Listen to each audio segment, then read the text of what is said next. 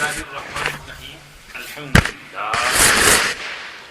الحمد لله نحمده ونستعينه ونستغفره ونؤمن به ونتوكل عليه ونعوذ بالله من شرور أنفسنا ومن سيئات أعمالنا إن يهده الله فلا مضل له ومن يضلله فلا هادي له ونشهد أن لا إله إلا الله وحده لا شريك له ونشهد أن سيدنا ومولانا محمدا عبده ورسوله صلى الله تبارك وتعالى عليه وعلى آله وأصحابه وبارك وسلم تسليما كثيرا كثيرا أما بعد فأعوذ بالله من الشيطان الرجيم بسم الله الرحمن الرحيم ما أصاب من مصيبة إلا بإذن الله ومن يؤمن بالله يهد قلبه والله بكل شيء عليم وأطيعوا الله وأطيعوا الرسول فإن توليتم فإنما على رسولنا البلاغ المبين الله لا إله إلا هو وعلى الله فليتوكل المؤمنون وقال تعالى ما أصاب من مصيبة في الأرض ولا في أنفسكم إلا في كتاب من قبل أن نبرأها إن ذلك على الله يسير لكي لا تأسوا على ما فاتكم ولا تفرحوا بما آتاكم والله لا يحب كل مختال فخور وقال تعالى أم حسبتم أن تدخلوا الجنة ولما يأتكم مثل الذين خلوا من قبلكم مستهم البأساء والضراء وزلزلوا حتى يقول الرسول والذين آمنوا معه متى نصر الله ألا إن نصر الله قريب وقال النبي صلى الله عليه وسلم ما يصيب المسلم من نصب ولا وصب ولا هم ولا حزن حتى الشوكة يشاكها إلا كانت كفارة لخطاياه وقال عليه الصلاة والسلام من أصيب بمصيبة فليتعز بمصيبته بي عن مصيبته التي أصيب بها فإن أحدا من أمتي لن يصاب بمثل مصيبتي أو كما قال عليه السلام وقال الله سبحانه وتعالى إنما يوفى الصابرون أجرهم بغير حساب وقال عليه السلام ما أعطي أحد عطاء خيرا وأوسع من الصبر أو كما قال عليه السلام صدق الله مولانا العظيم وصدق رسوله النبي الكريم ونحن على ما قال ربنا وخالقنا ورازقنا من الشاهدين والشاكرين والحمد لله رب العالمين إن الله وملائكته يصلون على النبي يا أيها الذين آمنوا صلوا عليه وسلموا تسليما اللهم صل صلوا شريف اللهم صل على سيدنا محمد وعلى آل سيدنا محمد كما صليت على سيدنا إبراهيم وعلى آل سيدنا إبراهيم إنك حميد مجيد اللهم بارك على سيدنا محمد وعلى آل سيدنا محمد كما باركت على سيدنا إبراهيم وعلى آل سيدنا إبراهيم إنك حميد مجيد خدا نے بنائی ہے دنیا نرالی فنا اور بقا پر ہے بنیاد ڈالی کوئی آ رہا ہے کوئی جا رہا ہے کوئی سو رہا ہے کوئی جاگ رہا ہے کہیں پر ہے شادی کہیں پر جنازہ یہی دنیا کا حال ہے جہاں میں کہیں شور ماتم بپا ہے کہیں فقر و فاقہ سے آہ و بکا ہے کہیں شکوے جور و مکر و دغا ہے غرض ہر طرف سے یہی بس صدا ہے جگہ جی لگانے کی دنیا نہیں ہے یہ عبرت کی جا ہے تماشا نہیں ہے یہ سب برطرف انقلابات عالم تیری ذات ہی میں تغیر ہے ہر دم تجھے پہلے بچپن نے برسوں کھلایا جوانی نے پھر تجھ کو مجنوں بنایا بڑھاپے نے پھر آ کے کیا کیا ستایا اجل تیرا کر دے گی بالکل صفایا جگہ جی لگانے کی دنیا نہیں ہے یہ عبرت کی جا ہے تماشا نہیں ہے یہی تجھ کو دھن ہے رہو سب سے بالا ہو زینت نرالی ہو فیشن نرالا جیا کرتا ہے کیا یوں ہی مرنے والا تجھے حسن ظاہر نے دھوکے میں ڈالا جگہ جی لگانے کی دنیا نہیں ہے یہ عبرت کی جا ہے تماشا نہیں ہے. یہ دنیا یہ فانی ہے محبوب تجھ کو، ہوئی واہ کیا چیز مرغوب تجھ کو، نہیں عقل اتنی بھی مجذوب تجھ کو، سمجھ لینا اب چاہیے خوب تجھ کو، جگہ جی لگانے کی دنیا نہیں ہے، یہ عبرت کی جا ہے تماشا نہیں ہے. میرے واجب الاحترام دوستو، بزرگو، سب سے پہلے تو آپ سب حضرات کا شکریہ کہ آپ نے ہم کو یہاں دعوت دی، آپ کے سامنے دین کی دو بات کہنے کا موقع عنایت فرمایا. اللہ ہمارے یہاں جمع ہونے کو قبول فرمائے، کوئی کام کی بات کہنے کی توفیق دے جس سے ہم سب کو فائدہ ہو، کہنے والے کا پہلے فائدہ ہو، سننے والوں کا فائدہ ہو. مولانا سلیم صاحب، مولانا بدر عالم صاحب کو اللہ جزا دے، اور دوست احباب کو جنہوں نے آرگنائز کیا، امام صاحب کو اللہ سب کو جزائے خیر عطا فرمائے. اصل ارادہ تو یہ تھا کہ والد صاحب کا انتقال ہوا، اور چونکہ والد صاحب یہیں پر امام تھے حضرت مولانا یعقوب صاحب کے ساتھ، حافظ پٹیل صاحب کے ساتھ، اور ہم بھی آپ ہی کی اس آبادی اور بستی میں یہیں اسی ٹاؤن میں ہم بڑے ہوئے، پلے، جوان ہوئے، یہیں سے ہم آگے بڑھے، تو آپ حضرات کا حق بھی ہم پر بنتا ہے. تو ذرا والد صاحب کے سلسلے میں کوئی دو باتیں عرض کرتے ہیں. ویسے آپ حضرات زیادہ جانتے ہیں مجھ سے، مگر پھر یہ بھی ہم دیکھ رہے ہیں کہ دنیا میں حالات کتنے تیزی سے بدل رہے ہیں. گزشتہ رات حلب میں کیا ہوا، قیامت ٹوٹ پڑی، اور اللہ پاک ان مسلمانوں پر رحم فرمائے، اللہ ان کی مدد اور نصرت فرمائے، اللہ ان کی حفاظت فرمائے، اللہ ان معصوم بچوں پر رحم کرے، اللہ ان بیوہ عورتوں کے ساتھ رحم کرم کا معاملہ فرمائے، ان کی عصمت اور عفت کی حفاظت فرمائے. جو ظالم خبیث شریر درندے ہیں شیعوں کی شکل میں، اللہ ان کے شر سے ان کو بچائے، اور ظالموں کے حق میں ہدایت ہے تو اللہ دے دے، نہیں ہے تو چن چن کر ایک ایک کو اللہ ختم کرے. یہ ہمارا فرض بنتا ہے. ہمیں ہر وقت اس وقت یہ دعا مانگنی چاہیے، قنوت بھی پڑھنا چاہیے، اور اپنی نجی دعاؤں میں ان کو یاد رکھنا چاہیے. تہجد بھی پڑھنا چاہیے، تہجد کے بعد دعا مانگنی چاہیے، فرض نمازوں کے بعد دعا مانگنی چاہیے.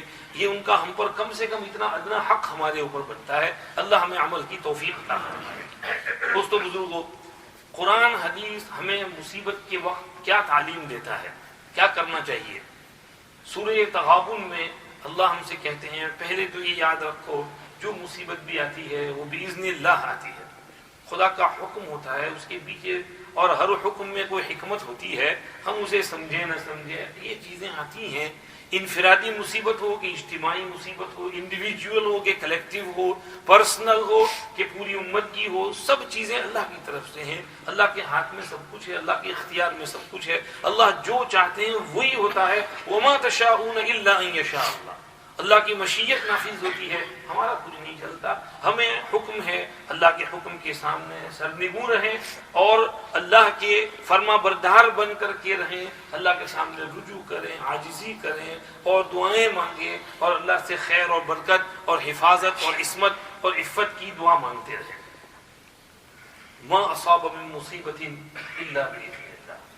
اللہ کہتے ہیں ومن یؤمن باللہ یہد قلبہ.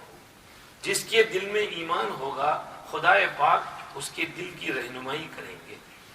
If you have faith in your heart, Allah will guide you and continue to guide you. Guidance will come from Allah. اللہ رہنمائی کرے. اس مصیبت میں بھی اللہ رستہ نکال دیں گے. ہر مصیبت میں اللہ رستہ نکالتے ہیں، لیکن اللہ کی ذات پر اعتماد ہونا چاہیے. اللہ پاک بچاتے ہیں، بال بال بچاتے ہیں. آٹے میں سے جس طرح گونڈے ہوئے آٹے میں سے بال کو نکالتے ہیں، اللہ مصیبتوں کے بیچ میں سے اس طرح کھینچ کے نکال لیتے ہیں. آتی ہے مصیبتیں، لیکن تعلق مع اللہ جو ہے وہ ہمارا مضبوط اور اسٹرانگ ہونا چاہیے، ٹوٹنا نہیں چاہیے. یہ حالات ابھی آ رہے ہیں اور بھی حالات آئے ہیں.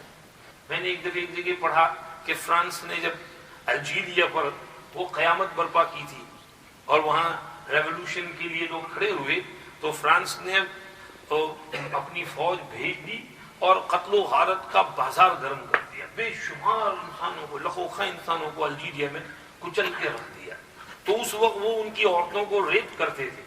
تو عورتیں اپنی جان بچانے کے لیے ایسا کرتی تھی کہ گھوڑوں کے جو سٹیبل ہوتے تھے اس میں بھاگ جاتی تھی، اور گھوڑوں کا جو پیخانہ ہے وہ اپنے اوپر اپنے جسم پر لگا لیتی تھی. تو وہ فوجی آتے، اس بدبو کو سونگھ کر بھاگ جاتے، اور اس سے ان کی قسمت کی حفاظت ہوتی.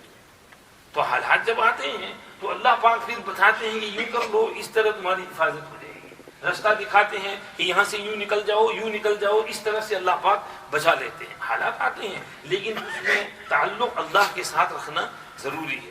دیکھو نبی کریم صلی اللہ علیہ وسلم کو بھی مرڈر کرنے کی کوشش کی گئی، قریش نے مشورہ کیا کہ گھر کو سراؤنڈ کرو اور صبح کو جب نکلے تو 12 قبیلے کے بڑے بڑے جوان گنڈے حملہ کرنے اندھیرے میں اور شہید کر کے بھاگ جائیں۔ اللہ پاک نے کیسے بال بال نکال دیا وہاں سے کہ بالکل یاسین پڑھتے ہوئے ان کے سر پر سپرنکل کرتے ہوئے نکل گئے وہاں سے، اور پھر غار ثور میں 3 دن وہاں رہے اور پھر وہاں سے نکل کر حفاظت کے ساتھ مدینہ شریف پہنچ گئے۔ یہ سب چلا حفاظت کرنے والے، پہنچانے والے کون ہیں؟ اللہ، کیونکہ وہاں پر کہتے لا تحزن ان اللہ معنا، گھبراؤ نہیں، غم نہ کرو، اللہ ہمارے ساتھ ہے۔ یہ ہے ومن یؤمن باللہ یہد قلبہ، جب دل میں ایمان قوی ہوتا ہے تو اللہ پاک راستہ بتاتے ہیں۔ واللہ بکل شیء علیم، اللہ کو سب کچھ پتہ ہے۔ واطیعوا اللہ واطیعوا الرسول، تمہارا کام کیا ہے؟ اللہ رسول کا کہنا ماننا، اللہ جو کہیں وہ کرو، رسول جو کہیں وہ کرو، اطاعت اپنے اندر پیدا کرو، اطاعت کا جذبہ پیدا کرو۔ واطیعوا اللہ واطیعوا الرسول، یہ آج مفقود ہے، ہم اللہ رسول کی اطاعت جیسی کرنی چاہیے نہیں کر رہے ہیں، اس لیے حالات آتے ہیں جہاں اطاعت ہو، فرما برداری ہو، وہاں اللہ رب العزت والجلال راستے نکالتے ہیں، راستے نکال دیتے ہیں، حفاظت کر لیتے ہیں۔ آپ دیکھیے اس ملک میں کتنی ایکسٹریمزم کی باتیں ہوئی اور تشدد اور رائٹ ونگ والوں نے کتنا شور کیا، مگر اللہ کا شکر ہے ہماری مساجد، مدارس اور سب کچھ چل رہی ہیں، اللہ پاک ہماری حفاظت کرتے ہیں۔ کیسے اللہ حفاظت کرتے ہیں کچھ پتہ نہیں، اللہ بچاتے ہیں، اللہ حفاظت کرتے ہیں۔ یہ لوگ بڑی کوششیں کرتے ہیں لیکن اللہ پاک کچھ نہ کچھ راستہ نکال دیتے ہیں۔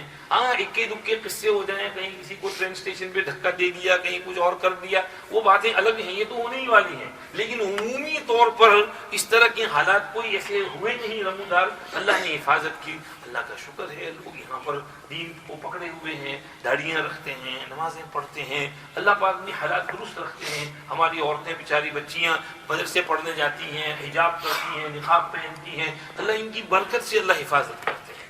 تو جب تک وہ اطیعوا اللہ و اطیعوا الرسول پر عمل رہے گا، اللہ کی طرف سے حفاظت رہے گی۔ ہاں لیکن فإن تولیتم فإنما علی رسولنا البلاغ، اگر تم ہی پیٹ پھیر کر بھاگ دیے، اللہ رسول کے احکام توڑے، تو پھر ہمارے رسول کا کام البلاغ المبین ہے، میسج پہنچا دینا ہے۔ باقی کسی کی بوچھی پکڑ کر اس کو مجبور کر کے عمل کرانا یہ رسول کا کام نہیں ہے، صرف میسج پہنچانا ہے، اسپیچ دینا ہے، بیان کرنا ہے، ماننا یہ آپ کی ذمہ داری ہے، آپ کی جوابداری ہے۔ فإنما علی رسولنا البلاغ المبین، یاد رکھو اللہ لا الہ الا ہو، اللہ ہے، اس کے سوا اور کیا ہے؟ کوئی معبود نہیں خدا کے سوا، اسی کی عبادت کرو، اسی کی طرف رجوع ہو کر رہو، اسی کو اپنا مقصود، معبود، اپنا سب کچھ بناؤ۔ وعد اللہ فلیتوکل المؤمنون، اللہ ہی پر ایمان والوں کو بھروسہ رکھنا چاہیے، ہر وقت اپنا توکل، اپنا اعتماد، اپنا کنیکشن اللہ کے ساتھ مضبوط رکھنا چاہیے۔ اللہ ہمیں ان صفات سے نوازے، اطاعت کی بھی توفیق دے اور توکل کی بھی توفیق نصیب فرمائے، ایمان کامل اور یقین صادق اللہ ہمیں نصیب فرمائے۔ کتنی پیاری ہدایت ہے مصیبت کے سلسلے میں۔ سورہ حدید میں اللہ پاک پھر یہ کہتے ہیں ما اصاب من مصیبت فی الارض ولا فی انفسکم الا فی کتاب من قبل ان نبرأها، روئے زمین پر کوئی مصیبت آوے یا خود تمہاری ذات میں کوئی تکلیف آوے، وہ پہلے سے لوح محفوظ میں لکھی ہوئی ہے، تمہارے پیدا کرنے سے پہلے اس کو ہم نے لکھ دیا تھا کہ یہ چیز آنے والی ہے، پھر کیوں افسوس کرتے ہو؟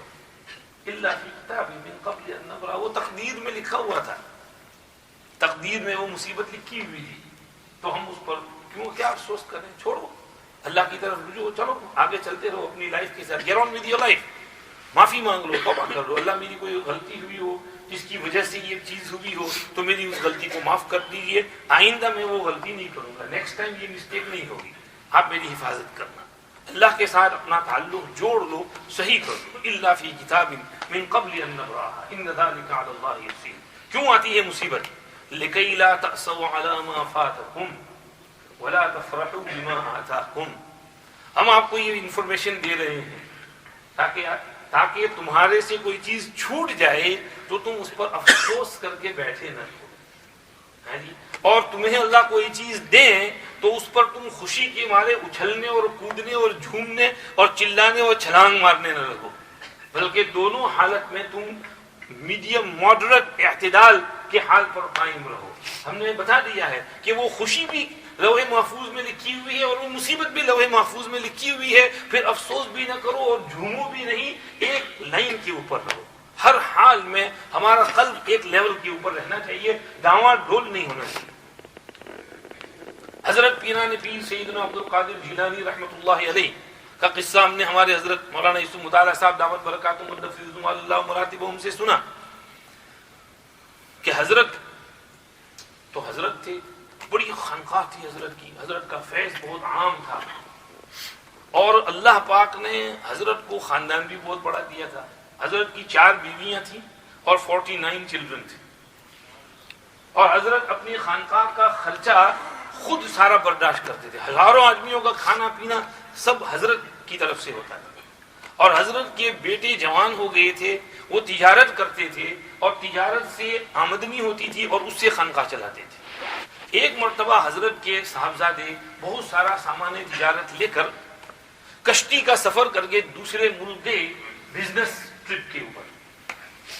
اب کشتیاں جو ہیں وہ تو بعض مرتبہ سٹارم میں، بھنور میں پھنستی ہیں، طوفان آتا ہے، حالات آتے ہیں، تو اس طرح کا طوفان چلا، کشتیاں اور بھی آ رہی ہیں، جا رہی ہیں آگے پیچھے، تو وہاں سے جو لوگ بچ بچا کے نکل آئے تو انہوں نے آ کر کے بتایا کہ وہ جو کشتی تھی حضرت کے صاحبزادے کی، وہ بھنور میں پھنسی تھی، پتھروں سے ٹکرائی اور کشتی بھی ختم، بیٹا بھی مر گیا، سامان بھی سارا تجارت کا ضائع ہو گیا، بہت بڑا نقصان ہوا۔ یہ نیوز حضرت کی خانقاہ میں جب پہنچا تو حضرت نے تھوڑی دیر کے لیے گردن جھکائی اور اس کے بعد سر اٹھا کر کہا الحمدللہ۔ اب لوگوں کو سمجھ نہیں پڑی کہ انا للہ پڑھنا چاہیے، وہ انا الیہ راجعون، اور حضرت کہہ رہے ہیں الحمدللہ۔ خیر یہ پوچھنے کی ہمت نہیں، کیونکہ پوری خانقاہ سوگ منا رہی تھی، سبھی اس مصیبت کا احساس سب کو ہے۔ خیر چلتے رہے، اپنا جو کچھ کرنا ہے کرتے رہے۔ اس زمانے میں یہ مواصلات اور یہ سب کنیکٹنگ انٹرنیٹ، یہ فون موبائل، یہ چیزیں تو تھی نہیں۔ کچھ دن بعد اطلاع آئی کہ ہاں وہ کشتی بھنور میں پھنسی تو تھی، لیکن بال بچ کر کے دوسری طرف نکل گئی تھی، اور بیٹا جو ہے آگے جہاں جانا تھا وہاں پہنچا، تجارت وغیرہ بھی کی، بہت سا منافع بھی ہوا، اور ساری پروفٹ لے کر کے ہزاروں لاکھوں کی پروفٹ لے کر واپس لوٹ رہا ہے صحیح سلامت۔ اب یہ خوشی کی خبر آئی، حضرت کو جب یہ خبر دی گئی حضرت نے پھر گردن جھکائی اور اس کے بعد سر اٹھا کر کہا الحمدللہ۔ اب چونکہ یہ خوشی کا موقع تھا، کسی نے پوچھا حضرت یہ دوسری دفعہ الحمدللہ کہنا تو سمجھ میں آتا ہے، خوشی کا موقع ہے، لیکن پہلی دفعہ آپ نے الحمدللہ کیوں کہا تھا؟ اس وقت تو کچھ انا للہ پڑھنا چاہیے، مصیبت تھی۔ حضرت نے فرمایا دونوں مرتبہ میں نے جو الحمدللہ کہا اس نیوز پر نہیں کہ دوسری مرتبہ وہ بیٹا سلامت آ رہا ہے اس کی خوشی میں، یا پہلی مرتبہ کہ وہ بیٹے سے کوئی ناراضگی تھی، اچھا ہوا مر گیا، اس پہ مصیبت پہ الحمدللہ کہو، اس انفارمیشن اور نیوز کے اوپر میں نے اللہ کا شکر ادا نہیں کیا تھا۔ دونوں موقع پر میں نے اپنے دل کی کشتی کو دیکھا کہ میرے دل کی کشتی تو کہیں ڈوب نہیں گئی، میرے دل کا کنیکشن میرے مالک اور میرے خالق کے ساتھ پہلے جیسا تھا ویسا ہی ہے۔ میں نے دیکھا الحمدللہ جب وہ پہلا نیوز آیا تھا تو میرے دل میں اپنے خالق مالک سے کوئی شکوہ شکایت کمپلین نہیں تھی کہ تو نے کیوں میرا بیٹا غرق کر دیا، کیوں لاکھوں کا مال ضائع کر دیا، کوئی شکایت نہیں تھی، بالکل نہیں، ایک حرف بھی شکایت کا نہیں تھا۔ میرا دل مطمئن تھا کہ الحمدللہ اللہ کی اگر یہی مرضی ہے تو پھر یہی ہے، ہم اسی پر خوش ہیں۔ اور دوسری مرتبہ بھی جب خوشی کا نیوز آیا تو میں نے اپنے دل کی کشتی کو دیکھا کہ اس خوشی میں کہیں میں جھومنے تو نہیں لگا، کہیں اچھلنا کودنا، اور خوشی میں یہ چیز جیسے ہمارے بچوں میں ہوتا ہے ایگزام پاس ہو جائیں اور ڈگری مل جائے تو اس میں کتنا اچھلتے ہیں کودتے ہیں، پارٹیاں مناتے ہیں، شادی بیاہ میں ہم کتنا اچھلتے کودتے ہیں، کیا کچھ نہیں کرتے، اور غمی میں ہم کتنا چلے جاتے ہیں، کتنی شدت اور کتنا غم کرتے ہیں، سوگ مناتے ہیں. تو یہ دونوں کیفیت حضرت نے فرمایا میں نے اپنے دل کو دیکھا تو الحمدللہ وہ ایسی کوئی کیفیت نہیں تھی. میرے دل کا کنیکشن میرے اللہ کے ساتھ جیسا تھا ویسا ہی ہے، وہی اسٹرانگ مضبوط کنیکشن ہے. اس پر میں نے الحمدللہ کہا.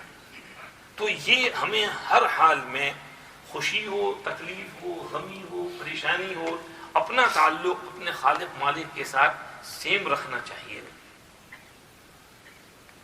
ایک بزرگ تھے، ان کا نام تھا شاہ دولہ. شاہ دولہ بڑے مستجاب الدعوات تھے. جس جگہ رہتے تھے وہاں لوگ کھیتی باڑی کرتے تھے، باغ باغیچہ تھا، پانی کا ایک ڈیم تھا. تو ڈیم کچھ کمزور پڑ گیا اور کچھ چوہے ووہے آنے، سیمنٹ کھانے لگے. ڈر لگا کہ کہیں یہ ڈیم ٹوٹ جائے گا. تو لوگوں نے بڑی کوششیں کی، کوئی مسئلہ قابو میں نہیں آ رہا تھا. حضرت کے پاس آئے، حضرت کچھ دعا کرتے ہیں اللہ پاک اس کام کی حفاظت کرے، ورنہ یہ پانی جو اگر بہہ گیا تو پوری کھیتیاں باغ واغ سب ختم ہو جائے گا. حضرت نے فرمایا اچھا چلو پھر مجھے ادھر لے چلو. اپنے ساتھ ایک کلاڑا لیا، چلتی. اب وہاں جا کر اس ڈیم پہ دھڑ دھڑ مارنا شروع کر دیا. حضرت کیا کرو گے، آپ تو جلدی توڑ رہے ہیں اس کو. حضرت نے فرمایا نہیں توڑنے کا کیا بات ہے، جدھر مولا ادھر شاہ دولہ. اگر مولا کی مرضی یہی ہے کہ اس ڈیم کو توڑنا ہے تو ہماری بھی مرضی اسی میں کہ توڑو اس کو. جدھر مولا ادھر شاہ دولہ. تو اب یہ تو انہوں نے کہا نہیں حضرت بس رہنے دو، بس رہنے دو. میں نے کہا اچھا ٹھیک ہے. پھر لے آئے حضرت کو واپس گھر. بس ان کا یہ عمل اللہ کو ایسا پسند آیا کہ اللہ پاک نے اس ڈیم کی پھر ہمیشہ کے لیے حفاظت کر دی کہ یہ میرا بندہ مجھ پر قناعت کیے ہوئے ہے اور میرے ساتھ تعلق کے اس کا یہ حال ہے کہ میرا مالک جو چاہتا ہے میں اسی پر راضی ہوں. تو ہمارے دل کی کیفیت بھی ہر وقت یہی ہونی چاہیے کہ میرے اللہ، میرے خالق، میرے مالک میرے لیے جو فیصلہ کریں میں اس پر خوش ہوں. اگر ہمارا دل یہ بن جائے تو سمجھو ہم تصوف کے بہت اونچے مقام پر پہنچ گئے. تصوف کے مقامات میں ایک مقام ہوتا ہے صبر، اور اس سے اوپر ایک مقام ہوتا ہے رضا. یہ صبر سے بھی اونچا مقام ہے. صبر کے معنی تو مصیبت جو آ جائے تو اس پر صبر کرنا، سکون ساکین رہنا. اور رضا کے معنی یہ کہ اس مصیبت کے اوپر خوش ہونا، یہ اس سے اعلیٰ مقام ہے. حضرت عمر رضی اللہ عنہ نے حضرت ابو موسیٰ اشعری رضی اللہ عنہ کو ایک دفعہ خط لکھا تو اس میں لکھا اما بعد فإن الخير كله في الرضا فإن استطعت أن ترضى وإلا فاصبر. جان لے کہ ہر خیر رضا میں ہے، اللہ سے خوش رہنے میں ہے. اگر تو ہر حال میں اللہ سے خوش رہ سکتا ہے تو رہ، اگر نہیں رہ سکتا تو صبر کر. تو صبر سے بھی اونچا مقام ہے رضا. حضرت رابعہ بصریہ رحمۃ اللہ تعالی علیہا سے پوچھا گیا کہ رضا کیا ہے، تو انہوں نے فرمایا ان تسرہ المصیبت کما تسرہ النعمت، کہ تم کو مصیبت بھی اس طرح خوش کرے جیسے نعمت خوش کرتی ہے، تو سمجھو تم اللہ سے راضی اور خوش ہو. یعنی جیسے کوئی نعمت مل جائے، کوئی بہت بڑا جیک پاٹ لگ جائے، کوئی بزنس میں کوئی بہت بڑا یہ کانٹریکٹ مل جائے تو ہم خوش ہوتے ہیں. تو اگر ایسی ہی خوشی مصیبت پر بھی ہو کہ یہ تکلیف آئی، اچھا اللہ کی طرف سے آئی ہے الحمدللہ، آنے دو، جس حال میں اللہ رکھے ہم خوش ہیں. تو جب یہ کیفیت ہو جائے تب سمجھا جائے گا کہ ہاں تم اللہ سے خوش ہو، اللہ سے راضی ہو. یعنی مصیبت کو اپنے اوپر دعوت نہیں دینے کا، مصیبت بلا کو ٹالنے کی کوشش کرنے کی، لیکن اگر تقدیر میں ہے اور وہ آ گئی تو پھر اس وقت ہائے واویلا، چیخنا چلانا یہ نہیں کرنے کا، خوش رہنے کا. یہ رضا ہے. جب اس مقام پر پہنچے تب کہا جائے گا کہ یہ بندہ اللہ کے ساتھ راضی ہے. تو ہمیں ہر حال میں صبر سے کام لینا ہے اور اللہ کی تقدیر پر راضی رہنا ہے. اور حالات آتے ہیں کہ اس میں ہمارے لیے عمومی طور پر خیر ہوتی ہے. دیکھیے مجموعی طور پر حالات آ رہے ہیں دنیا بھر میں، تو اس میں کتنے فائدے ہوتے ہیں.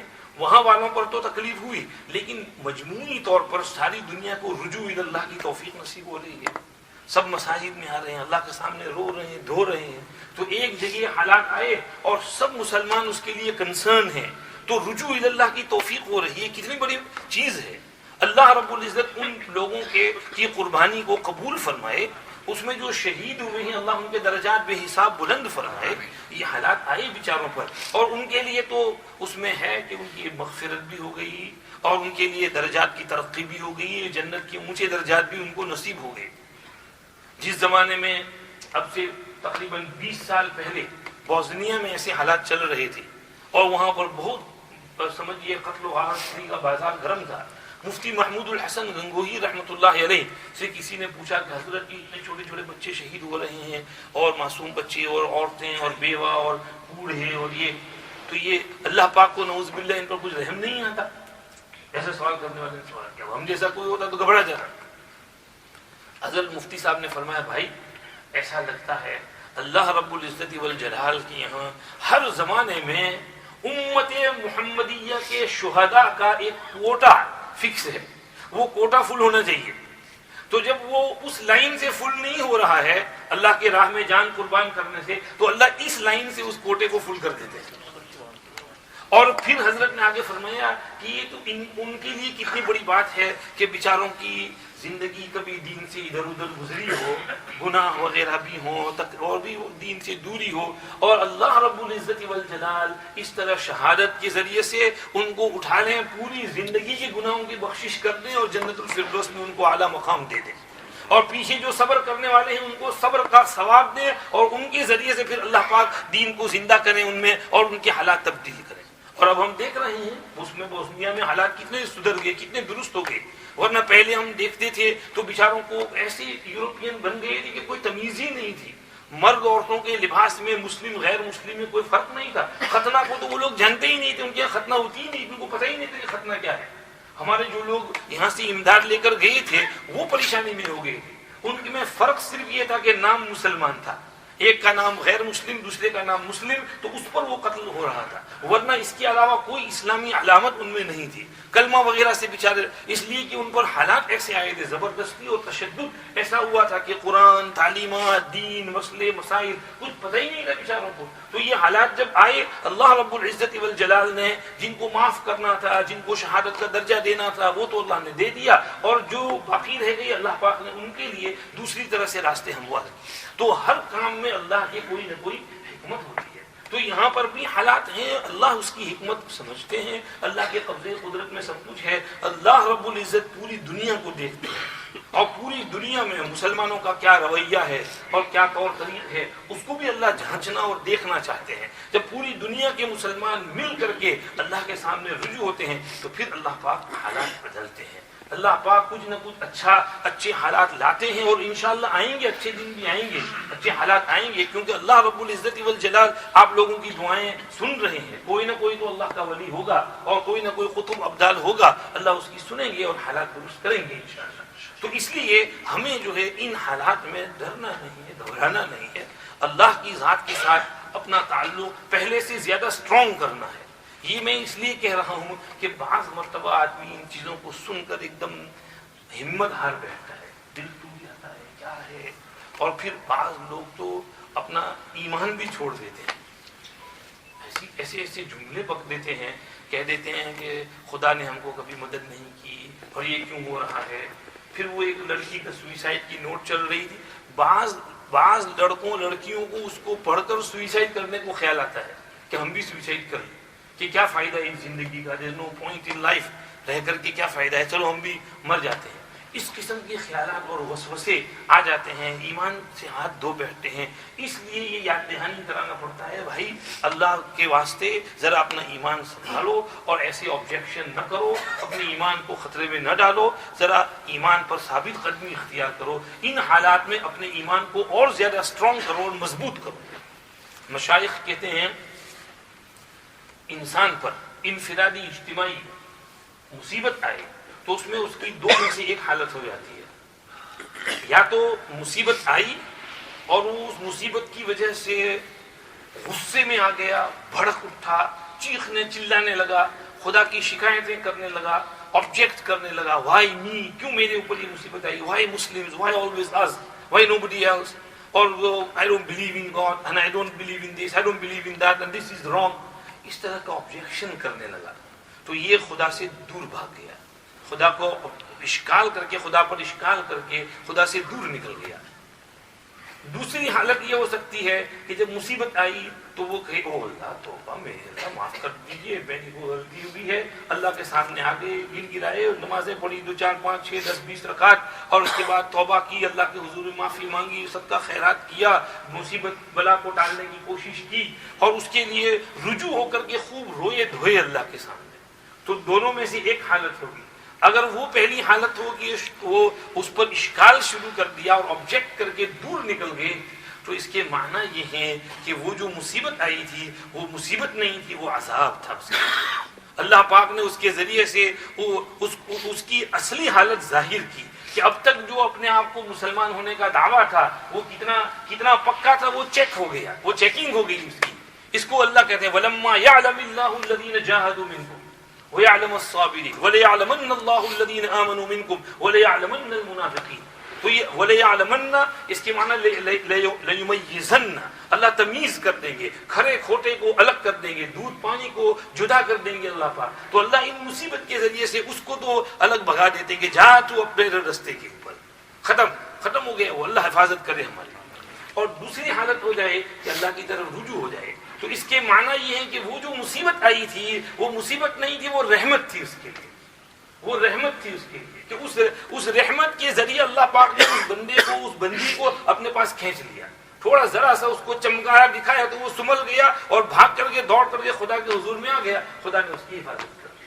تو اگر مصیبت چاہے انفرادی مصیبت ہو، چاہے اجتماعی مصیبت ہو، چاہے انڈیویجولی انسان اللہ سے دور نکل گیا یا پوری امت اللہ سے دور نکل گئی، تو اس کا مطلب وہ عذاب تھا۔ لیکن اگر انڈیویجولی وہ انسان یا پوری امت اللہ کی طرف رجوع کر کے اللہ کے پاس دوڑ کر آ گئی، تو اس کا مطلب وہ مصیبت رحمت تھی سب کے لیے۔ اللہ ان مصائب کو ہمارے لیے رحمت کا سبب بنائے، عذاب کا سبب نہ بنائے۔ اللہ پاک اپنے انتقام سے ہماری حفاظت فرمائے، اور اللہ ہمارے ساتھ رحم، کرم، عفو اور صفا اور عافیت کا معاملہ فرمائے۔ یہ دعا ہر وقت اللہ سے کرتے رہنا چاہیے۔ یہ تو اجتماعی مصیبت جو امت پر آ رہی ہے، اور یہ بھی ذہن میں رہے کہ یہ کوئی نئی چیز نہیں ہے، یہ پہلے سے آ رہی ہے، اور امت مسلمہ تو بہت سٹرونگ ہے، 1.7 بلین ہیں ہم لوگ، ہم کو کوئی فنش آف نہیں کر سکتا اور نہ کر سکے گا انشاءاللہ۔ اور یہ جو ڈھکوسلے ہیں اور ان کی جو سازشیں ہیں، اللہ ان کو ناپاک اور ان ناپاک عزائم کو ناکام کریں گے انشاءاللہ۔ ہوتے ہیں یہ سب مل کر کے پیچھے بھی بہت ایسا ہوا ہے، آپ پیچھے ہسٹری اٹھا کر دیکھ لو، کب سے چنگیز خان کو دیکھ لو۔ چنگیز خان اس وقت جو چلا تھا منگولیا سے، تو وہ چلتے چلتے اس نے 18 لاکھ انسانوں کا قتل کیا تھا، 1.8 ملین۔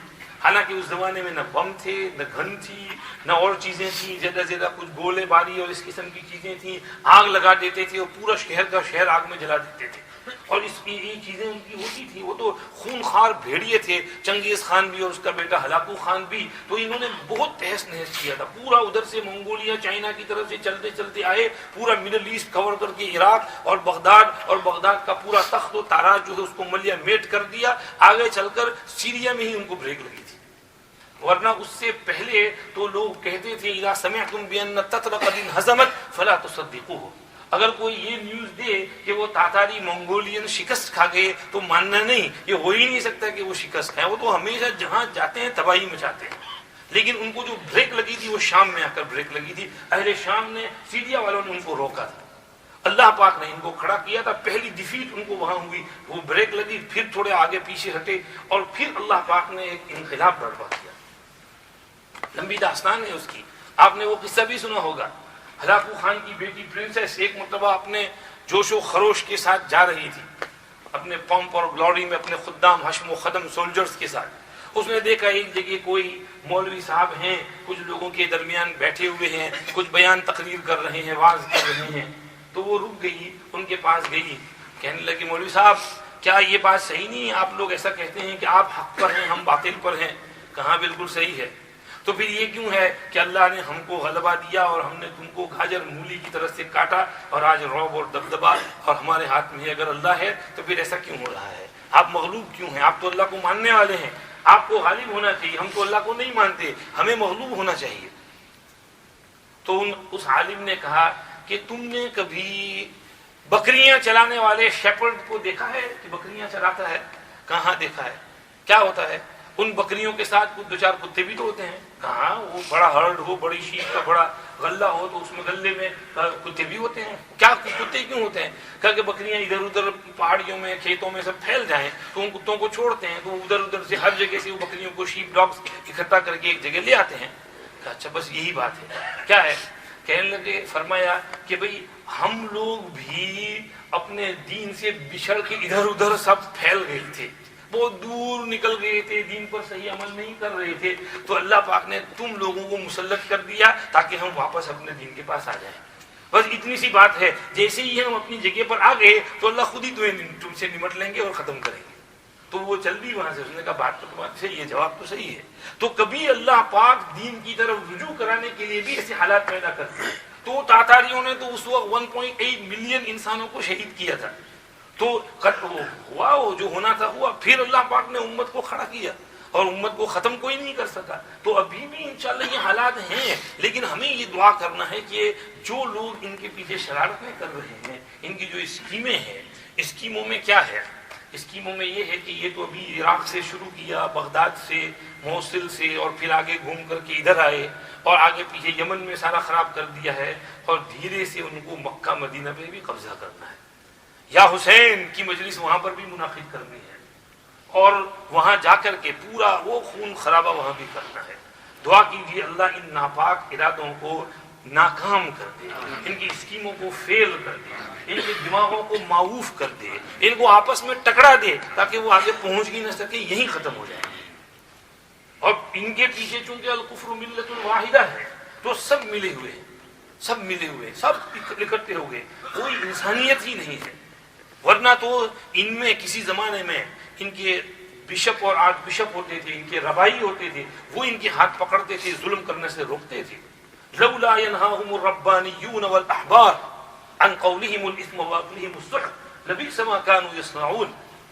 اور کہیں پر ذالک بان منهم قسیسین ورهبان وانهم لا يستكبرون. وہاں علامہ شبیر احمد عثمانی رحمۃ اللہ علیہ نے تفسیر عثمانی میں لکھا ہے کہ قسیسین اور رہبان یہ ان کو منع کرتے تھے. ان کے جو مونکس ہوتے تھے, ان کے جو پریسٹ ہوتے تھے, ان کے جو اسکالر ہوتے تھے, وہ ان کو ظلم کرنے سے روکتے تھے. تو جب تک وہ ان کو ظلم کرنے سے روکتے رہیں گے وہ خیر پر رہیں گے, غالب رہیں گے. لیکن جب وہی مردہ دل ہو جائیں گے تو پھر خیر ختم ہو جائے گی, پھر وہ بھی باتیں بھی نہیں رہیں گی. تو ان کے اب کیوں یہ خاموش ہے؟ بولنا چاہیے ان کو, نہیں بول رہے ہیں کیونکہ سب ایک ملے ہوئے ہیں, اندر سے ملی بھگت ایک اسکیم چل رہی ہے. اللہ ان کی اسکیموں کو فیل کرتا ہے. تو یہ سمجھیے کہ ہم لوگوں نے اس سے سبق لے کر اللہ کی طرف رجوع ہو کر کے اپنی تہجد کو انکریز کرنا ہے, روزوں کو نفلی روزے رکھنے ہیں, صدقہ خیرات خوب کرنا ہے, قرآن شریف کی تلاوت خوب کرنی ہے, ذکر کو بڑھانا ہے, درود شریف کو بڑھانا ہے, اور اللہ کے حضور میں رونا ہے, دھونا ہے, آنسو بہانا ہے. جب تھوڑے آنسو بہائیں گے, روئیں گے, انفرادی طور پر, اجتماعی طور پر اللہ سے مانگیں گے تو انشاءاللہ العزیز ضرور بھی ضرور اللہ پاک حالات تبدیل فرمائیں گے. یہ تو ایک جنرل حالات سے متعلق بات عرض ہوئی آپ کے سامنے. رہ گئی بات والد صاحب کی. والد صاحب پر اللہ کروڑوں رحمتیں نازل فرمائے, اللہ ان کی درجات بلند فرمائے, ان کی قبر میں ان کو سکون عطا فرمائے, ان کی بخشش فرمائے, اور ان کی قبر کو جہاں تک نگاہ پہنچے کشادہ کر دے, ان کی قبر میں نورانیت عطا فرمائے. آپ حضرات تو جانتے ہی ہیں کہ والد صاحب یہاں پر حفظ کلاس پڑھاتے تھے, اور والد صاحب کی زندگی بھی بڑی لمبی ہے. والد صاحب کی پیدائش 1933 میں ہے, اور پہلے والد صاحب کو ہمارے دادا جان نے حافظ بنایا, اور پھر ٹیچر بنانے کا شوق تھا اور دماغ اچھا تھا والد صاحب کا, تو آپ گجراتی کے ٹیچر بنے تھے. اگر اسکول میں گجراتی پڑھانا چاہتے تو ان کے پاس ڈگری تھی, لیکن والد صاحب تو عالم بننا چاہتے تھے, اس لیے پھر جامعہ حسینیہ میں داخل ہوئے, اور وہاں پر درجہ علمیت کے کورس سے 1960 میں یعنی 28 سال کی عمر میں فارغ ہوئے, اور ہماری والدہ محترمہ سے نکاح ہوا. پھر 1961 میں مولانا سعید ناندیری صاحب, چونکہ ان سے گہرا تعلق تھا اور ان کے مشورے سے سب کام کرتے تھے, تو انہوں نے مشورہ دیا کہ تم علی پور چلے جاؤ, وہاں امامت کرو. والد صاحب اپنا وطن عمرواڑہ گاؤں چھوڑ چھاڑ کے وہاں علی پور گئے. 2 سال وہاں امامت کی, بچوں کو پڑھایا, مدرسہ سنبھالا. پھر بودھان سے تقاضا آیا تو مولانا سعید صاحب سے مشورہ کیا, انہوں نے فرمایا بودھان چلے جاؤ. تو پھر والد صاحب وہاں سے استعفیٰ دے کر بودھان آ گئے. تقریباً 7-8 برس یہاں امامت کی. پھر یہ ہوا کہ ریونین سے کچھ مہمان بودھان آئے ہوئے تھے, اس کو والد صاحب کی خیرات بہت پسند ہے, تو انہوں نے وہاں کے جو پریزیڈنٹ صاحب تھے, متولی صاحب, ان سے کہا کہ بھئی یہ امام ہمیں چاہیے, ہم ان کو ریونین لے جانا چاہتے ہیں.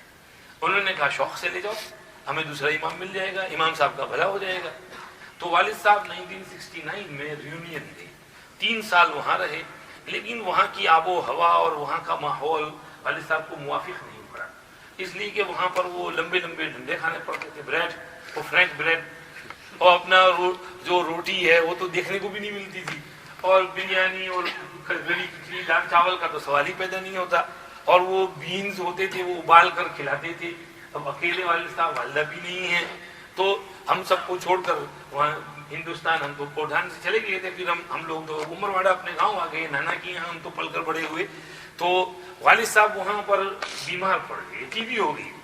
تو پھر والد صاحب نے کا علاج وغیرہ ہوا, پھر کہا کہ بھئی میں تو یہاں نہیں رہ سکتا, میں تو جاؤں گا. حاجی یوسف راوٹ مرحوم نے بہت کہا کہ آپ ٹھہر جاؤ, لیکن پھر والد صاحب نے جب کہا کہ میرے لیے مشکل ہے اب یہاں رہنا, انہوں نے کہا ٹھیک ہے حج کر کے جاؤ, اور غالباً انہوں نے والد صاحب کو حج کا ٹکٹ بنا دیا. تو والد صاحب حج میں جانے لگے.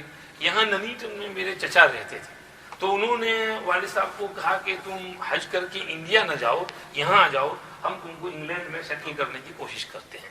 تو والد صاحب نے کہا بہت اچھا. تو ٹکٹ ایسی بنائی کہ ریونین سے حج میں گئے 1972 میں, اور اس زمانے میں تو بہت سستے میں حج کیا تھا, شاید ہمارے حساب سے اس زمانے کے 70-80 پاؤنڈ میں حج ہو گیا تھا. والد صاحب مجھے کہتے رہتے تھے, تو کہتے تھے کہ اس زمانے میں حج تو اتنا پیارا تھا کہ ہم لوگ جدہ ایئرپورٹ پہ اترے ہیں تو معلم سارے ہمارا استقبال کرنے کے لیے آئے تھے, لینے کے لیے, اور ہم کو چوائس ہوتا تھا کہ کس معلم کے ساتھ جانا ہے.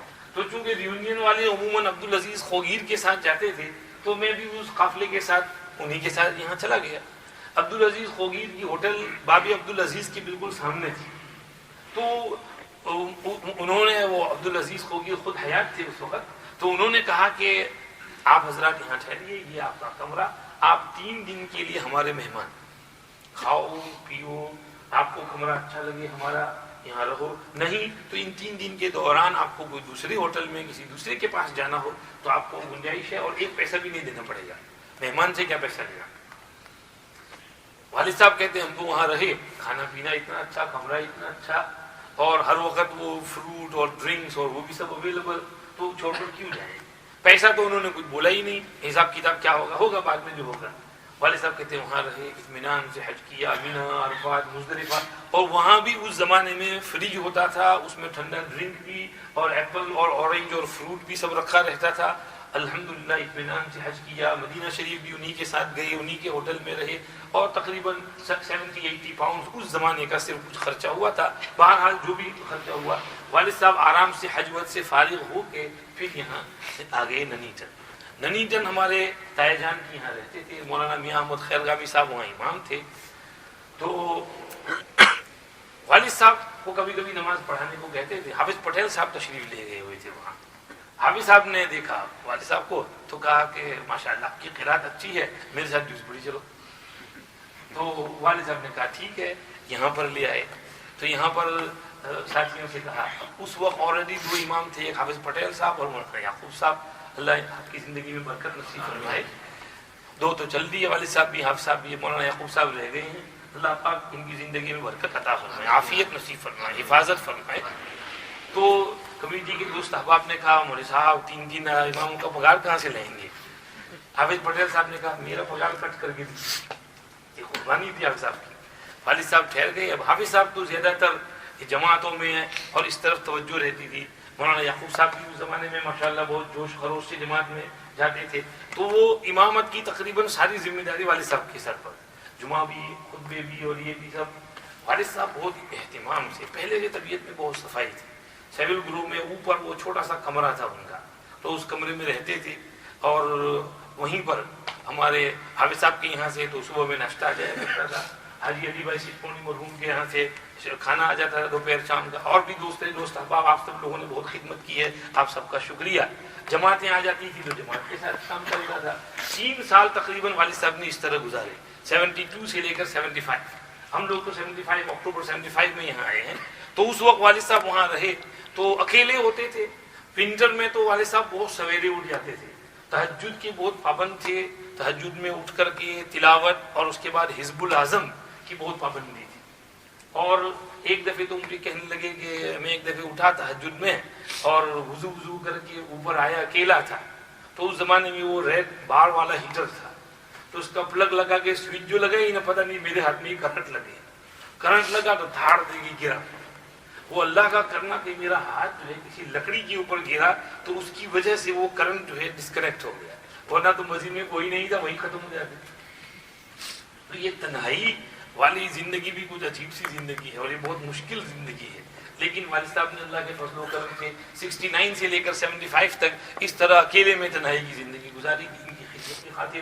75 میں پھر ہم لوگوں کا یہاں آنا ہوا، تو پھر بہرحال میں بھی آپ کے بیچ میں ہی بڑا ہوا اور میرے بہت سے دوست احباب بھی یہاں ہیں، ہمارے ساتھ حفظ بھی کیا ہے، والد صاحب کے پاس بہت لوگوں نے حفظ بھی کیا ہے۔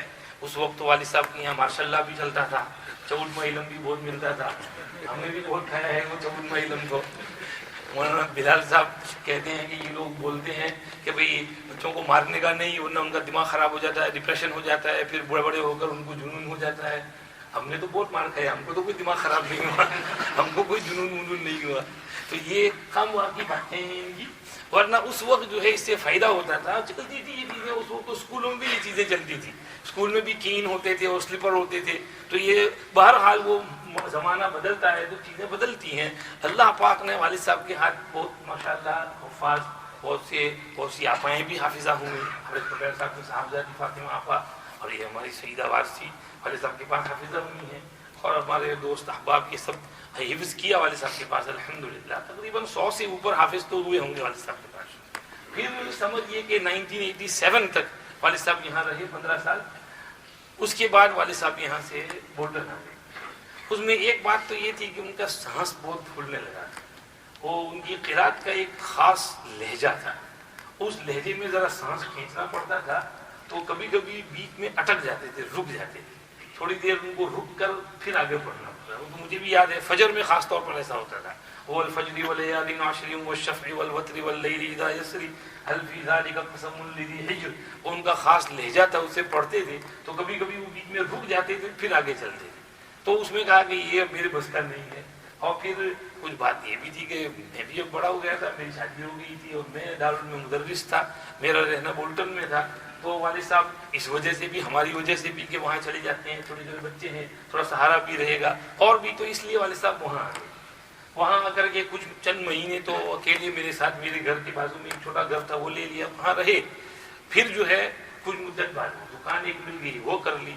لیکن جب وہاں تھے والد صاحب تو ڈیوزبری کو بہت یاد کرتے تھے، سیول ٹاؤن ان کو بہت یاد آتا تھا، آپ کی محبتیں بہت یاد آتی تھی۔ کہتے تھے یار میں یہاں کہاں گیا، وہیں پڑھا رہتا تو اچھا ہوتا۔ افسوس کرتے، سچ مچ دل سے افسوس کرتے تھے کہ وہاں اتنا اچھا رہا، اتنی محبتیں تھیں، اور یہاں کہاں، چلو ایک فیصلہ ہو گیا تو ہو گیا، ورنہ اس وقت بہت سے لوگوں نے منع بھی کیا تھا کہ آپ مت جاؤ، یہیں رہو۔ مگر والد صاحب کے ذہن پر ایک بات آ گئی، وہ ڈٹے رہے۔ پھر اللہ پاک نے دھیرے دھیرے دل لگا دیا، تو اس کے بعد وہاں رہے۔ اب ہمارے بھائی بہن سب بڑے ہو گئے، سب کی شادیاں بھی ہو گئی، سب عالم بن گئے، عالمہ بن گئے، الحمدللہ۔ اللہ پاک ہم سب کو استقامت عطا فرمائے۔ اس درمیان والد صاحب کے معمولات میں کوئی فرق نہیں آیا، الحمدللہ۔ روزانہ صبح کو اٹھ کر قرآن شریف پڑھنا، کم سے کم 5-7 سپارے تو روز پڑھ لیتے، اور الحزب الاعظم کے تو بہت پابند تھے اور زور زور سے حزب الاعظم پڑھتے تھے۔ تو ہم کو بھی وہ سیکھنے کو ملے۔ مجھے کبھی کہتے بھی تھے کہ میرا جی چاہتا تھا کہ تجھے حزب الاعظم حفظ کرا دو، حافظ ہو جانا چاہیے، حزب الاعظم کی بھی حافظ ہو جانا چاہیے۔ لیکن اب تو حزب الاعظم کو لوگ جانتے ہی نہیں ہیں کہ یہ کون سی کتاب ہے، جوان نسلوں کو پتہ ہی نہیں ہے۔ تو ان کو بتانا چاہیے کہ یہ مسنون دعاؤں کا بہت اچھا مجموعہ ہے، اور اس کی 7 منزلیں ہیں، اور ہر روز کی ایک ایک منزل ہے، اس میں پڑھنا چاہیے۔ والد صاحب کی عادت یہ تھی کہ تہجد کے ٹائم حزب الاعظم پڑھتے تھے، پھر فجر میں آتے تو فجر بعد جو دعا مانگتے ہیں تو اس میں ہر روز کی جو منزل پڑھ کر آئے ہیں اس میں سے جو جو دعائیں یاد ہوتی وہ پڑھتے تھے، تاکہ وہ مجمع کو بھی روزانہ وہ حزب الاعظم کی 7 دن کی دعائیں سننے کو ملے اور وہ بھی آمین آمین کہنے تو ان دعاؤں میں شامل ہو جائے. کہ مجھے انہوں نے خود کہا تھا کہ اس طرح میری کوشش یہ رہتی ہے کہ جو دعائیں حزب الاعظم میں پڑھ کر جاؤں فجر بعد نماز یہ دعاؤں میں وہی دعائیں مانگوں تاکہ مجمع کو بھی وہ دعائیں نصیب ہو جائیں. اس کے علاوہ جمعہ کا اہتمام تو جیسا یہاں تھا ویسا سیم وہیں بھی تھا کہ وہ جمعہ کے دن تو ایک اسپیشل دن ہوتا تھا ان کے لیے, یعنی ناخن تراشنا, چہرہ بنانا اور پھر اخیر ٹائم پر غسل کر کے پھر مسجد جانا. تو ان کی عادت یہ تھی کہ وہ کوشش یہی ہوتی تھی کہ غسل سے جمعہ پڑھیں. تو سب کچھ تیاری, ابھی بیمار ہوئے تھے اس کے بعد بھی بالکل اخیر میں جاتے تھے, بہت پانی بہت بہاتے تھے. میں تو کبھی کہتا بھی نہیں اب آپ بہت فضول خرچی کرتے ہو, پانی بہت ویسٹ کرتے ہو. لیکن وہ آدمی جب بوڑھا ہوتا ہے تو ایک وہم کی طرح تکلیف سی ہو جاتی ہے تو وہ دھوتا ہی جاتا ہے. اور پہلے سے صفائی بہت تھی تو سب کچھ صاف ستھرا رہنا پسند کرتے تھے. ان کی ایک ایک چیز جو ہے سب ترتیب سے رکھی رہتی تھی اور وہ چیز وہیں پر مل جاتی تھی. اللہ پاک نے کچھ سلیقہ دیا تھا. ان کا قرآن پاک جس قرآن میں وہ حافظ ہوئے تھے وہی قرآن ابھی تک محفوظ ہے. وہی علی پور لے گئے, وہی بوڈھان لے گئے, وہی ریونین لے گئے, وہی ڈسبری لائے, وہی بول کر اس کے ورق بھی اب پھٹ گئے ہیں. وہ 15 لائن والا بڑا قرآن ہے تو اسی میں پڑھتے تھے اور وہ ہمیشہ وہ محفوظ رہا الحمدللہ. اسی طرح سے ان کی عادت تھی, وہ ایک ڈبہ ہوتا تھا تو اس میں وہ حجامت کا سارا سامان جو حدیث میں ہے نا سنت کہ حضور کے پاس ایک ڈبہ ہوتا تھا, اس میں قینچی پڑی رہتی تھی, آئینہ پڑا رہتا تھا, کنگھی پڑی رہتی تھی, سرما پڑا رہتا تھا. تو وہ ایک ڈبہ ہے وہ بہت پہلے سے پرانا ڈسبری دیر تک وہ ڈبہ محفوظ ہے. تو اس میں وہ چیزیں رکھی ہوئی ہیں. تو جمعہ کو وہی چیز, وہ آئینہ جو ہے وہ پتہ نہیں وہ 70s کا وہی آئینہ اب تک محفوظ ہے. تو یہ سمجھیے کہ اپنی ترتیب سے نظام سے سب کام کرنا اور جمعہ کا خاص اہتمام. اور یہاں پر تو آپ حضرات نے بھی دیکھا ہوگا کہ وہ پرانے سیلگرو میں جمعہ کے روز اول تو اچھی طرح سے تیار ہو کر کے آنا, پھر بیان کرنا, پھر خطبہ دینا, نماز پڑھانا, پھر نماز کے بعد بہت دیر سے مسجد سے نکلتے تھے. تقریباً مسجد خالی ہو جائے پھر نکلتے تھے. میں نے ایک جگہ پوچھا کہ بابا جی آپ اتنی بڑی بات کیوں لگا رہے ہو, اتنی دیر کرتے ہیں؟ پھر کہنے لگے میں جمعہ کے بعد جو 4 سنت ہے اس میں سورہ کہف پڑھتا ہوں. تو یہ عادت تھی کہ سورہ کہف اس وقت پڑھ لیا کرتے تھے تاکہ نماز میں قرآن پڑھنے کا ثواب زیادہ ہے تو وہ نصیب ہو جائے. تو یہ عادت تھی. تو چونکہ جب انسان جمعہ کا اہتمام کرتا ہے تو اللہ اس کو نوازتے ہیں. اللہ پاک نے انتقال بھی, موت بھی جمعہ کے روز تہجد کے دن. یہ اللہ کا دین ہے, اللہ کا احسان ہے. کسی کا کیا نیک عمل اللہ کو پسند آ جائے یہ ہم کو پتہ نہیں ہے. ہمارے مولانا عمران داجی صاحب دیکھیے نا, جمعہ کے روز مسجد میں جمعہ کا انتظار کرتے ہوئے سنت پڑھنے کے بعد اللہ کو پیارے ہوئے. اور عادت تھی کہ جمعہ کے روز کبھی کبھی پگڑی پہنتے تھے تو اس دن پگڑی پہن کر آئے ہوئے تھے.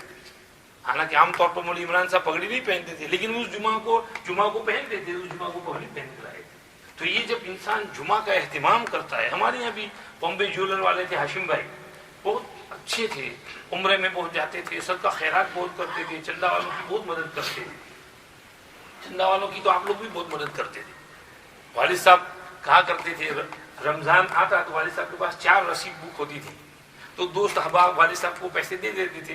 مولانا صاحب یہ 100 پاؤنڈ ہے تو والد صاحب پھر اس کو 4 مدرسوں میں ڈسٹریبیوٹ کرتے تھے. ایک تو اپنی مادر علمی جامعہ حسینیہ, اور دوسرا دارالیتامہ بھروچ, اور تیسرا تجوید القرآن دلی, اور چوتھا دارالعلوم بری. یہ 4 رسید بک اپنے پاس منگوا کر رکھ لیتے تھے. پھر کوئی 100 پاؤنڈ ہے تو 25 اس میں, 25 اس میں, 25 میں, 25 اس میں. رمضان پورا ہو جائے, عید ہو جائے تو اس کے بعد ایک ایک بائی کا حساب کر کے جس مدرسے کا جتنا حساب ہے اس کو ادھر بھیج دیتے تھے. تو آج بھی وہ تجوید القرآن والے صاحب کو یاد کرتے ہیں. دارالیتامہ والے مولوی اویس آتے ہیں تو ہمیشہ والد صاحب کو ملنے کے لیے آتے تھے. اور والد صاحب بھی انڈیا جاتے تو دارالیتامہ ضرور جاتے تھے. وہاں پر مولانا عبدالصمد صاحب مرحوم کی قبر پر بھی حاضری دیتے تھے, مدرسے میں بھی جاتے تھے. تو یہ سمجھیے کہ چندے کے سلسلے میں امداد وغیرہ ہاشم بھائی بھی بہت مدد کرتے تھے. تو جمعہ کے روز غسل کر کے ریڈی ہو کر کے ہماری الرحمن مسجد میں آئے, اور ابھی 2-4 آدمی ہی تھے, بہت سویرے آ گئے تھے. تو مسجد میں جہاں جوتے نکالتے ہوئے تو کسی کو سلام کیا, سلام کر کے پھر مسجد میں داخل ہوئے بھی تو اندر داخل ہی ہوئے تھے, آگے صف میں پہنچے کہ دھڑام سے گرے اور وہیں انتقال کر گئے. یہ کیوں کہ جمعہ کا اہتمام جب ہوتا ہے تو اللہ پاک نصیب کرتے ہیں. میرا وہاں اوہایو جانا ہوا تھا USA, وہاں ایک ڈاکٹر صاحب تھے, پلاسٹک سرجن تھے, بہترین پلاسٹک سرجن تھے. دور دور سے دوسرے ملکوں سے بھی لوگ ان کے پاس پلاسٹک سرجری کے لیے آتے تھے. مسجد کے پریزیڈنٹ تھے, بہت اونچا اور تنخواہ بھی بہت اونچی، لیکن اتنے متواضع اور ہمبل تھے کہ انہوں نے ہاسپٹل میں کیا رکھا تھا کہ فرائیڈے کو 11 بجے کے بعد میں کام نہیں کروں گا، میں 11 بجے چلا جاؤں گا۔ 11 بجے سیدھے مسجد دوڑتے، مسجد میں آ کے پوری مسجد کو خود سویپ کرتے، اس کے بعد ٹوائلٹ صاف کرتے، واش روم صاف کرتے، اس کے بعد شاور لیتے اور اپنا جبہ وبہ وہاں رکھا ہوا تھا وہ جبہ ٹوپی پہنتے، اس کے بعد قرآن شریف پڑھنے بیٹھ جاتے۔ پھر جب وقت ہو تو امام صاحب آتے اور بیان ہوتا، سنتے، جمعہ پڑھتے، جمعہ پڑھ کر گھر گئے، گھر جا کر سیدھے 2-4 لقمے کھائے اور کھا کر کے پھر کام پر چلے جاتے تھے۔ اللہ پاک نے ان کو موت بھی جمعہ کے روز مسجد میں جمعہ کا انتظار کرتے ہوئے دی۔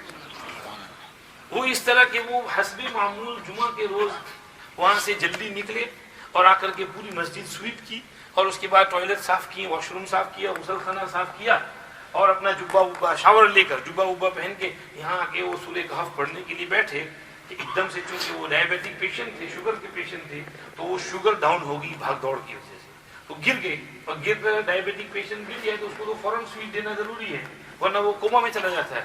تو ان کا یہی ہوا کہ وہ بے ہوش ہو کے گر گئے، مسجد میں تھا نہیں، اکیلے تھے، تو اب وہ مسجد میں جہاں تک آئے لوگ اتنے میں تو بیچارے اللہ کو پیارے ہو گئے تھے۔ تو جب انسان یہ جمعہ کا اہتمام کرتا ہے تو اللہ رب العزت جلال بھی پھر اس کو نوازتے ہیں۔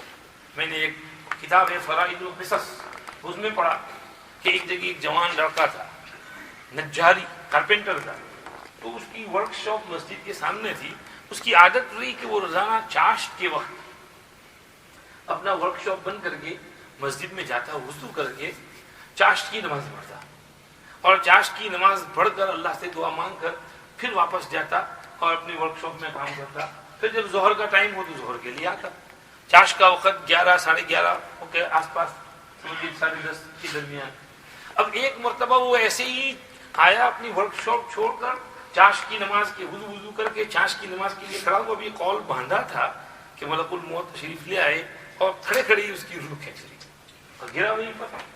اب وہ اس کے ہاتھ چونکہ بندھے ہوئے تھے تو بندھے کے بندھے رہ گئے۔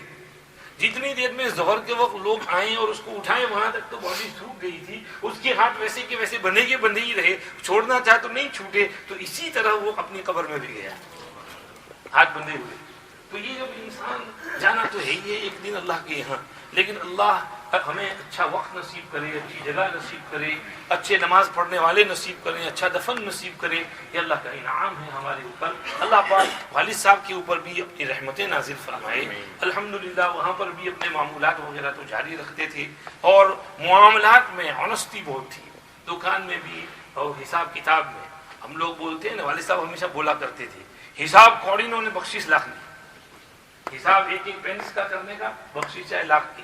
ہم اس کا میننگ یہ لیتے ہیں کہ اپنا حساب پورا لینے کا، لیکن والد صاحب اس کا مطلب یہ کہ اپنا حساب پورا دینے کا، کہ اپنے ذمے جو ہو وہ پورا حساب ادا کرنے کا، کہ اپنے ذمے کچھ رہے نہیں، کوئی باقی نہ رہے، ہر ایک کا حق ادا ہو جانا چاہیے۔ کوئی ایسے کہیں پر لے جائے یا کوئی ایسا احسان بھی کرے اور اس کا پیٹرول کا کچھ خرچہ ہو، کچھ ہو، تو والد صاحب دیتے تھے اس کو۔ وہ کہنے نہیں مول صاحب لے لو تمہارا پیسہ ہے، نہیں مول صاحب نہیں تو لے لو حق ہے تمہارا، دیتے تھے، کسی طرح پکڑاتے تھے۔ تو حساب جو ہے وہ پورا پورا دینے کا۔ ہمارے حضرت مولانا یوسف مطالعہ صاحب دامت برکاتہ مدفعظ اللہ مراتب، ان کے والد ماجد بھی چھوٹی سی دکان کرتے تھے، ان کا نام تھا سلیمان۔ تو وہ سورت مال خریدنے جاتے تھے تو سورت والے ان کو دیکھ کر بہت خوش ہوتے تھے، کہتے سلیمان سیٹھ آ گئے، سلیمان سیٹھ آ گئے، سلیمان سیٹھ آ گئے۔ تو وہاں بڑھیتی میں وہ گورا موٹا نے بیان کیا کہ یہ جب دکان میں ہول سیلر سے سامان لیتے تھے تو حساب پورا کرتے، پھر روپیہ اور اس پر پیسہ جو آئے تو وہ پیسہ پہلے دیتے تھے اور روپیہ بعد میں دیتے تھے۔ وہ دکان والا کہتا کہ نہیں یہ پیسہ رہنے دو، آپ کو معاف ہے، صرف روپیہ دے دو۔ وہ کہتے ہیں نہیں، یہی جو تمہاری پروفٹ ہے، یہ پہلے پیسہ لو پھر آگے روپیہ لو۔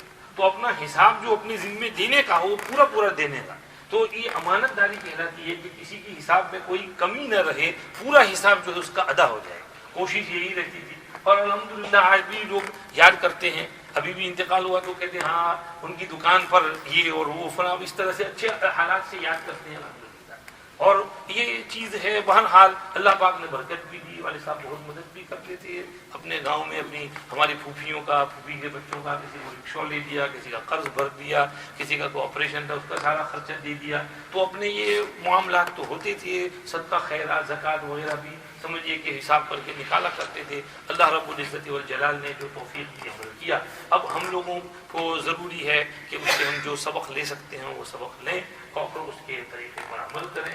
اور جیسے حدیث میں ہے اللہم لا تحرمنا اجرہ ولا تفتنا بعدہ، کہ ان کے انتقال پر جو اجر و ثواب آپ نے ہمیں دینا ہے صبر کے ذریعے اس سے ہمیں محروم نہ کیجیے، تو ثواب ہم کو دیجیے، کہیں ہم شکوہ شکایت کر کے اس ثواب کو ویسٹ نہ کر دیں.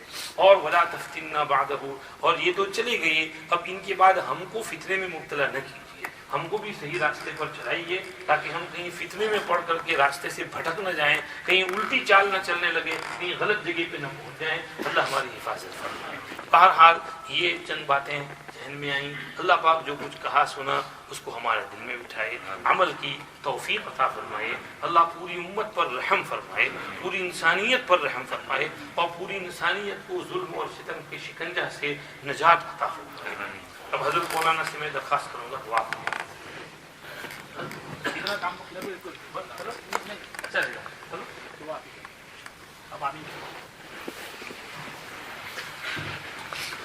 میں مولانا کا پوری نزدیک سے کمی صحیح دل سے شکریہ ادا کرتا ہوں.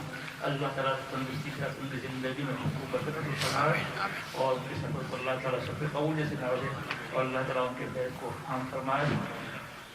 واقعتاً مولانا کے والد صاحب اللہ نے بڑی زبردست خدمت کی اور واقعاً ان کے لیے بہت سارے شاگرد ماشاء اللہ صدقہ جاریہ ہے، اور خود مولانا بھی ان کے لیے صدقہ جاریہ ہے انشاءاللہ ہمیشہ کے لیے. بس ہم یہی دعا کرتے ہیں کہ جو اللہ تعالیٰ مرحوم بار بار مغفرت فرمائے، اعلیٰ مقام نصیب فرمائے، اور جو رحمتیں اور جو برکتیں والد صاحب کی موجودگی میں اولاد کے اوپر اترتی تھی، اللہ تعالیٰ مفتی صاحب کے اوپر ان کی ساری اولاد پر وہ رحمتیں اور برکتیں ہمیشہ باقی رکھیں. اور الحمدللہ یہ حافظ جاوید صاحب نے ان کے والد صاحب کے انتقال کے 2 دن پہلے حافظ جاوید صاحب نے مجھے کہا تھا کہ الحمدللہ مفتی الرحیم صاحب نے دعوت قبول کی ہے یہاں بیان کرنے کی سنڈے کو، تو خاص بات یہ ہے تو ان کے والد صاحب کو ضرور لانا ہے، یہ کہا تھا. اچھا جی جی، کسی بھی حالت میں ان کے والد صاحب کو لانا ہے. اللہ کو اور منظور انشاءاللہ. ابھی مولانا جو صدر جو آنے والے تھے اب اس جگہ پر میرے خیال سے فیبروری میں لاہور کی ہے انشاءاللہ. اللہ تعالیٰ اللہ ماشاء اللہ بڑی قیمتی باتیں مولانا بتلائی. اللہ عمل کی توفیق نصیب فرمائے اور خاص کر کے جو حالات کے اوپر ہمیں کیا کرنا چاہیے اس کی طرف ہم پوری توجہ کے ساتھ انشاءاللہ عمل کریں گے. درود شریف.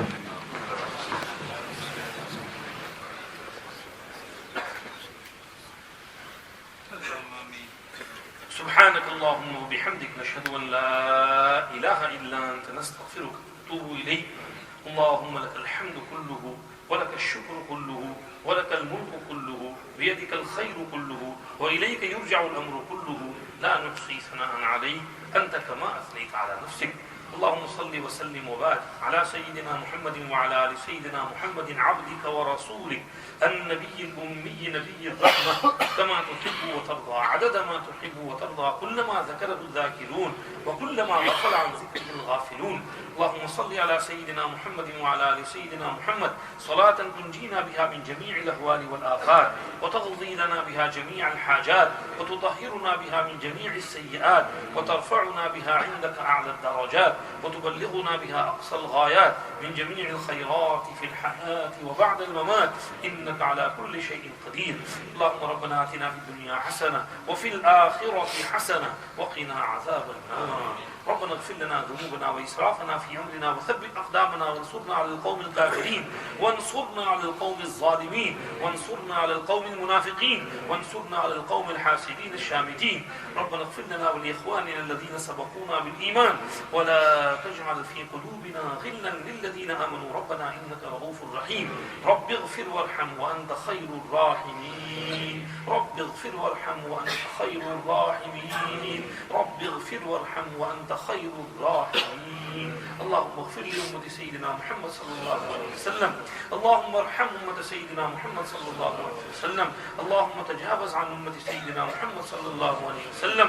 اللهم فرج الكرب عن أمة سيدنا محمد صلى الله عليه وسلم. اللهم استر واجبر واحفظ واهد أمة سيدنا محمد صلى الله عليه وسلم.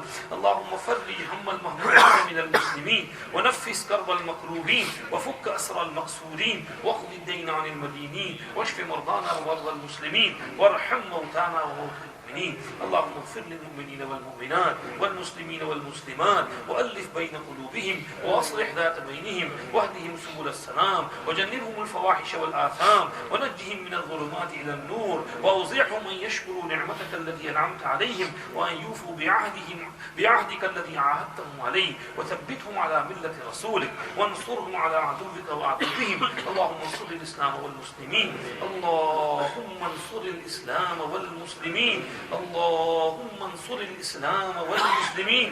اللهم أعز الإسلام والمسلمين في مشارق الأرض ومغاربها أجمعين. اللهم انصر إخواننا المستضعفين المضطهدين المظلومين في الشام وفي جميع البلاد يا رب العالمين. اللهم انصرهم نصرا مؤزرا. اللهم وحد صفوفهم. اللهم اجمع كلمتهم على الحق يا رب العالمين. اللهم احفظ دماء المسلمين. اللهم احقن دماء المسلمين. اللهم احفظ دماء المسلمين وأموالهم وأعراضهم ومساجدهم ومدارسهم ومراكزهم وشيوخهم وصبيانهم ونساءهم وشبانهم يا رب العالمين.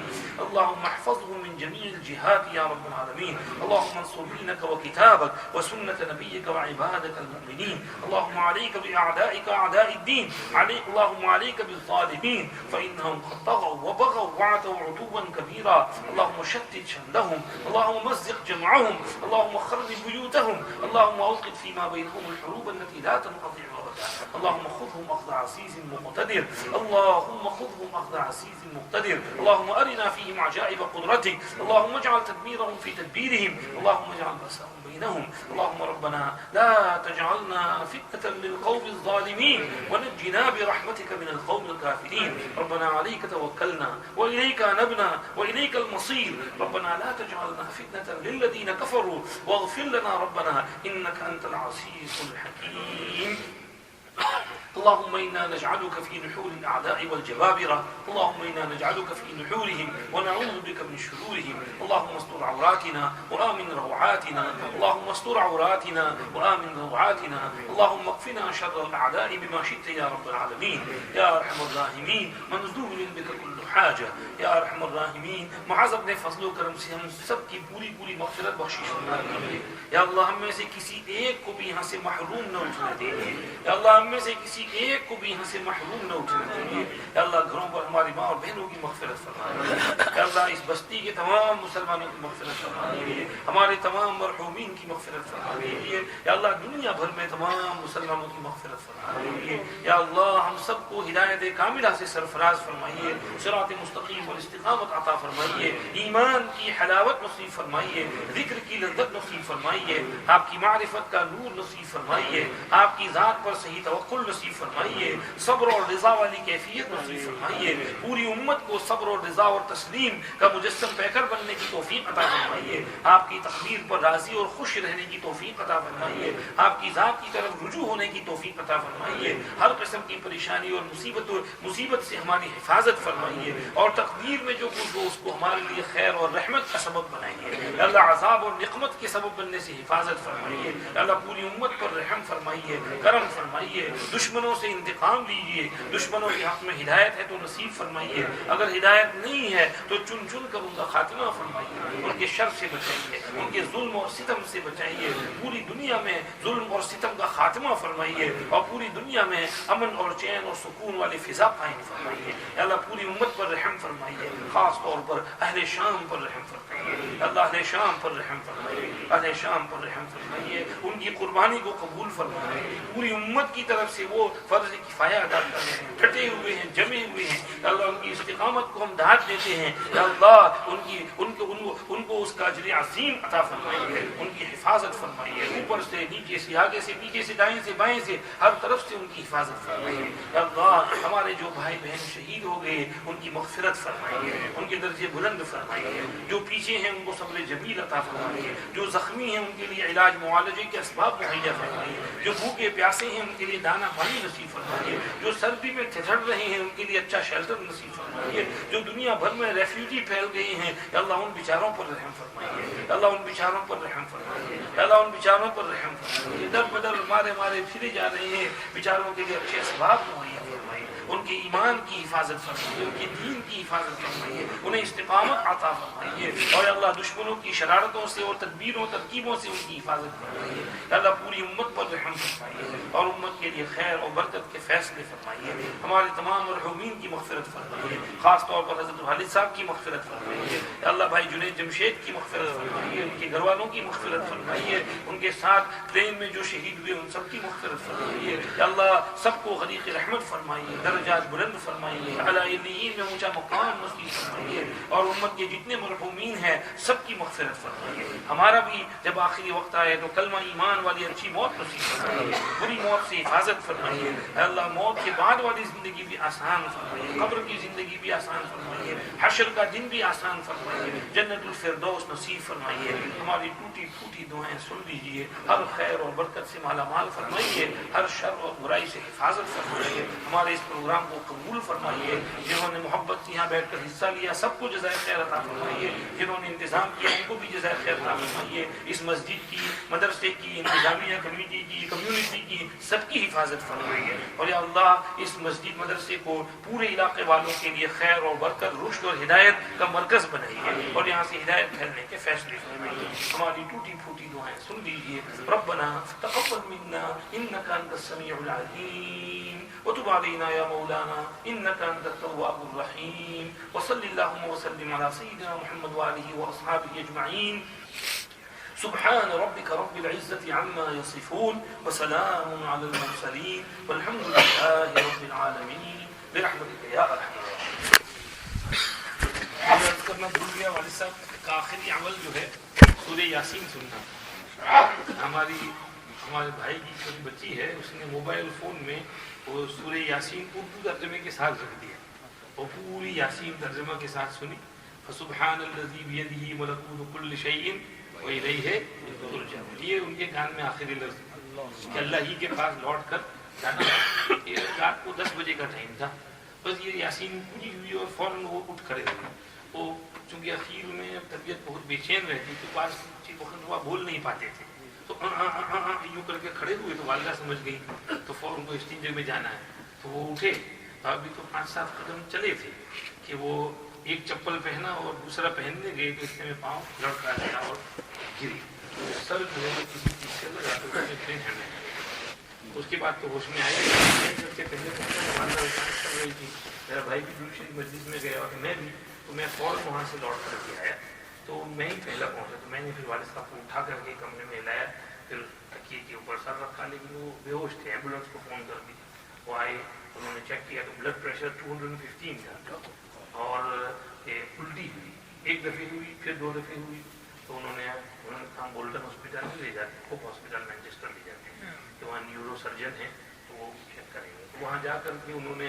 جاتے ہی وہ سرجن نے وہ سب چیک کیا، سی ٹی اسکین کیا، بتا دیا کہ بھائی وہ اندر دھڑ پھٹ گئی ہے اور خون پھیل گیا ہے اور بہت سپیڈ میں پھیل رہا ہے، تو بچنا مشکل ہے، اور پھر اسی میں انتقال ہو گیا۔ تو آخری عمل ان کا یاسین شریف ترجمہ کے ساتھ سننا، اور وہی وہ ساتھ ساتھ پڑھتے بھی ہوں گے، وہی عمل، اور انشاءاللہ اللہ کو غریب